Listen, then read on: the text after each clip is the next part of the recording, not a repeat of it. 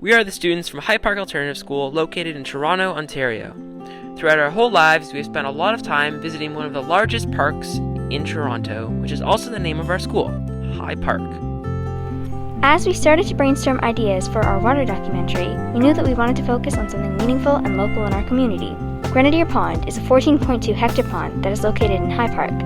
Grenadier Pond is home to 23 bird species, 11 mammals, 4 bat species, and 15 warm-water fish species. It is a really unique body of water, as it is located less than 300 meters from Lake Ontario and about 5 kilometers away from downtown Toronto. Grenadier Pond might be the most urban pond in all of Canada. After deciding to focus on the water in High Park, and Grenadier Pond specifically, we got down to doing some research about the health of the pond and what some of the threats to the pond are.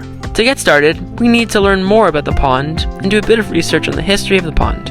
We discovered that many tests have been done over the years, and the Grenadier Pond has actually had several reports of being unhealthy.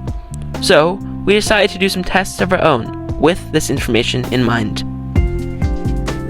When we started testing, we thought there would be many problems, specifically with phosphorus salinity and algae blooms, as this had come up in our research. But, to our surprise, our tests did not indicate any major problems, and the pond was actually relatively healthy, with only some small issues. We did notice a small algae bloom, and there was quite a lot of litter in and around the pond, as there are many visitors to High Park throughout the year.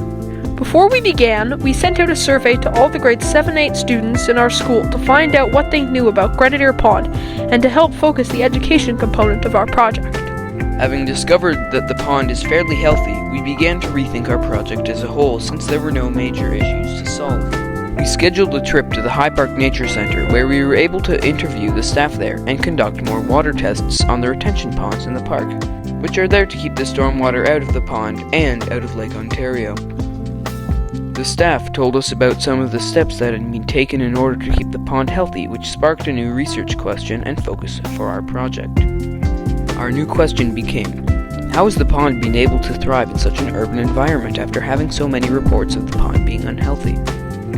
As we mentioned, Grenadier Pond is a 14.2 hectare body of water and is considered to be a shallow pond. And while it is now thriving and home to many species of wildlife, that has not always been the case. This is a picture of what High Park looks like in 1875. Pay attention to the amount of bodies of water.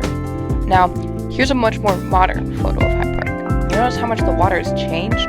Well, most of that is due to urbanization in and around High Park.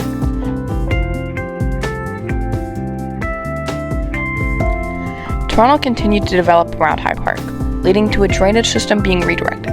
This caused a drop in the water levels in Grenadier Pond. Then, there was the construction of the Queensway, a major roadway very close to the pond.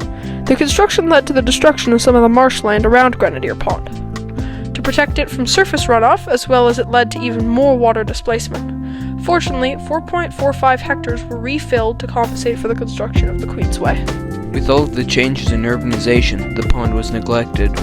Then, in the 1990s, they began to revitalize the pond. In 1995, there was a proposal for the rehabilitation of Grenadier Pond, Wendigo Creek, and associated wetlands. This was called the Gardner-Lee Report.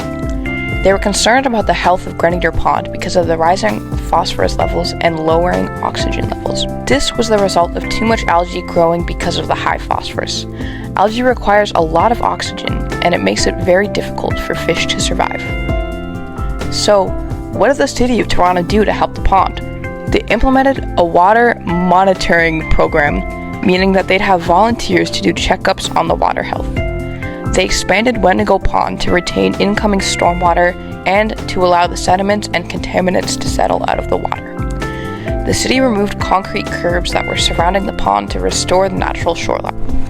They built a stormwater facility near Grenadier Pond to remove unwanted sediment and bacteria from the water. They added retention ponds around High Park, and lastly, to make Grenadier Pond have a more natural water level, they modified their outflow weir.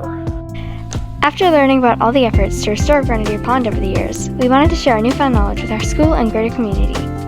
We created an Instagram page called Grenadier Pond Protectors, where we shared photos and information about the pond, as well as posts by environmental activists. We also had a presentation at our school's STEM night, where we informed students and parents about what we had learned through an informational slideshow. We also made posters and announcements to encourage other students to protect and respect our local watersheds and bodies of water. We feel very lucky to live so close to a beautiful park and healthy pond. We hope that we have inspired you to explore your local bodies of water and ask questions about what is being done to protect them and how you can respect them.